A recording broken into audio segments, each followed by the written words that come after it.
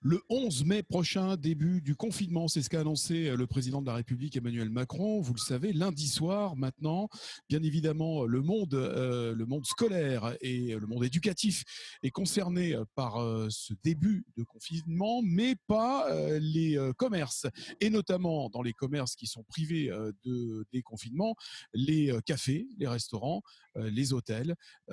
Nous allons avec Patrick Issartier. Ça va, Patrick ? Oui, Thierry, ça va très très bien, je te remercie.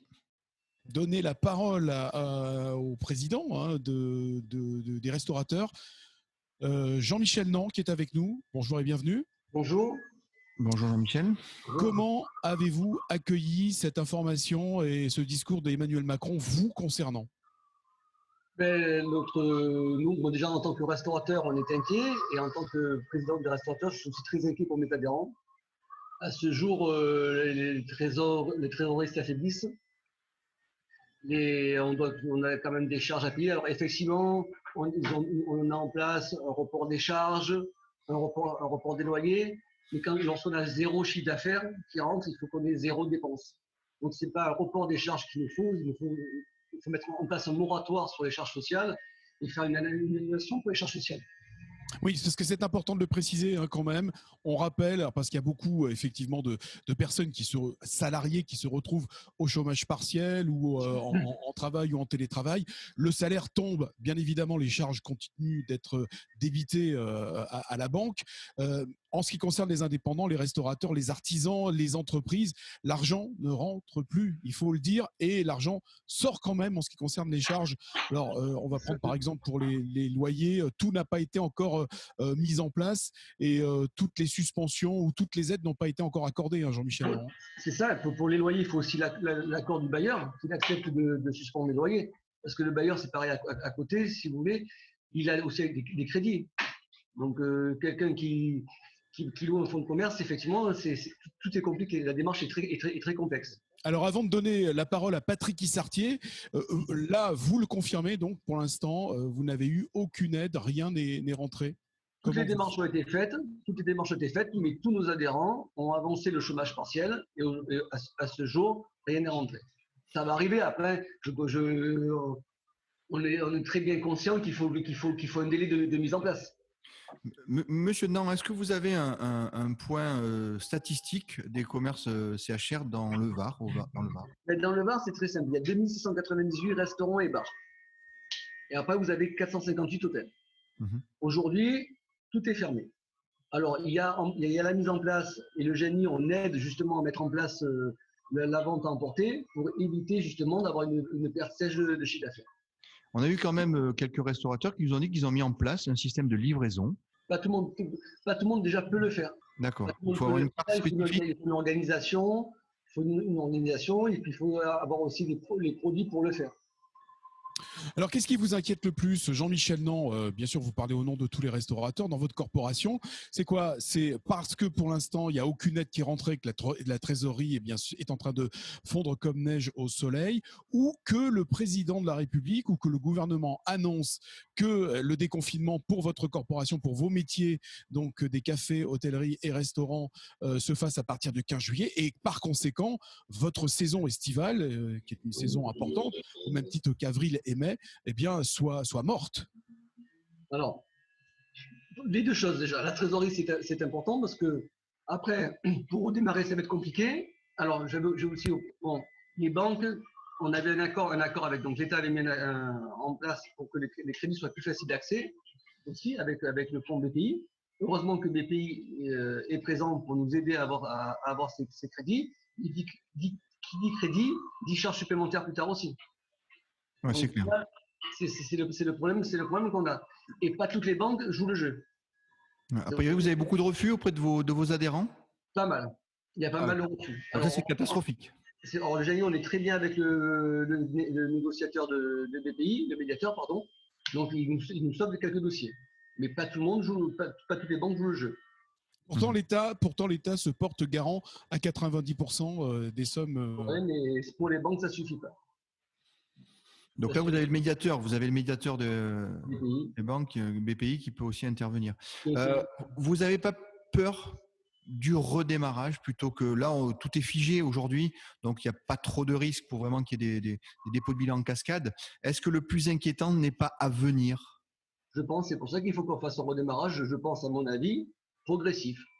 C'est-à-dire, comme on va le même procédé pour remettre les élèves à l'école, il faut qu'on fasse, je pense, un redémarrage progressif dès que c'est possible. Alors, on a bien entendu, et d'ailleurs, ça nous a laissé sans voix, hein, c'est tout à fait normal, parce qu'il faut bien que tous ceux qui nous écoutent, tous ceux qui nous regardent également sur Info 83, soient conscients de la situation des travailleurs indépendants, des restaurateurs, des entreprises. On vous l'a dit, pour l'instant, aucune aide n'est versée, c'est en tractation, ça va se faire.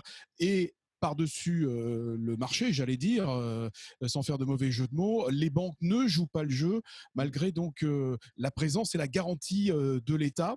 Vous demandez quoi au gouvernement? Vous demandez à ce qu'il soit plus drastique, qu'il soit beaucoup plus ferme avec les banques? Bien sûr, plus ferme. Une banque qui ne suit pas, ne respecte pas son engagement, elle devrait être sanctionnée. Alors, au niveau de votre syndicat, est-ce que vous allez le formuler directement au gouvernement et à votre ministre de tutelle? On a déjà formulé à Bruno Le Maire, on a déjà remonté l'information par mon président Jean-Charles Rugia et Christiane Thibault du Var, ainsi à Didier Chenet. Et est-ce que vous avez eu une réponse? Est-ce que vous avez eu des signes? Non, les réponses, oui, ils font en sorte que les banques acceptent, mais après, c'est cas par cas. Et une banque, ça reste une entreprise, donc c'est aussi... Oui, mais même une entreprise, on voit bien que toutes les entreprises aujourd'hui sont dans une situation particulière. Tous les travailleurs indépendants, on est dans une situation particulière. Donc une banque est aussi une entreprise, elle est dans une situation particulière. Mais c'est pas pour ça qu'elle va faire... Nous, après, sur les banques d'ici, on est sur le Var, ça suit, attention, je vais pas dire que ça suit. Après, quand il y a un caractère saisonnier, c'est plus compliqué. Les banques sont plus frileuses. Il y a des concessions aussi, il ne faut pas oublier les concessions. Quand vous allez demander un crédit, une concession va demander un crédit, la concession, elle est pour une durée, par exemple, on va dire de 7 ans. Si on arrive à 4 ans, le crédit ne va pouvoir être étalé que sur 4 ans, pas plus. Monsieur Dan, quelle est la situation des chaînes aussi de restauration, hein? Il existe maintenant de plus en plus de chaînes dans les centres commerciaux. Quelle est leur situation? C'est la même que nous. Ils ont exactement le même problème que nous. Alors eux, ils vont peut-être plus développer, on va dire, peut-être l'emporter, tout ça. Ils ont plus les moyens derrière pour développer ça, parce que ce sont des chaînes, donc ils ont plus de financement qu'un indépendant. Vous êtes quand même globalement très inquiet pour votre profession? On est inquiet, oui. On est inquiet. En plus, c'est nous, par exemple, on va prendre l'exemple du Var tout simplement. Avril-mai, ce sont des très bons mois pour nous. Est-ce que vous allez ou est-ce que vous avez réfléchi, ou vous, en tant que restaurateur, puisque vous êtes restaurateur également, et en tant que président de votre corporation des restaurateurs, est-ce que vous avez envisagé des solutions lorsque vous allez être confronté donc à ce déconfinement, hein, lorsque vous allez rentrer, parce que je pense qu'il va y avoir également de la part de la population une espèce de retenue à se retrouver regroupés. Est-ce que vous allez proposer, comme on voit circuler déjà sur les réseaux sociaux, des restaurants qui proposent des tables avec des plexis, voilà, de protection? Je ne vais pas aller jusque-là. Moi, j'ai contacté Madame Guérel, qui est députée de la 7e circo, et ce qu'on a proposé, c'est que ça serait bien qu'on fasse un déconfinement, on va dire, progressif. C'est-à-dire qu'on est prêt, on est prêt, par exemple, les restaurants, d'ouvrir le 11 mai et de limiter nos places. On va pas mettre après, plexi, ça va faire un peu, excusez-moi le terme, mais ça va faire un peu zoo. Mais ce qu'on peut faire, par contre, c'est un restaurant qui accueille peut-être 100 personnes avant, fasse 50 personnes et qui fasse un roulement de service. Mais l'exercice va être quand même monsieur, non, l'exercice va être quand même très compliqué, parce que là, vous réduisez à 50% votre chiffre d'affaires, quoi qu'il arrive, avec toujours une masse salariale strictement identique que sur 100% de l'occupation de vos tables et chaises.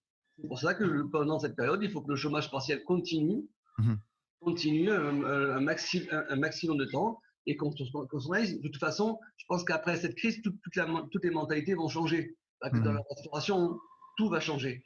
Donc il va falloir qu'on s'adapte.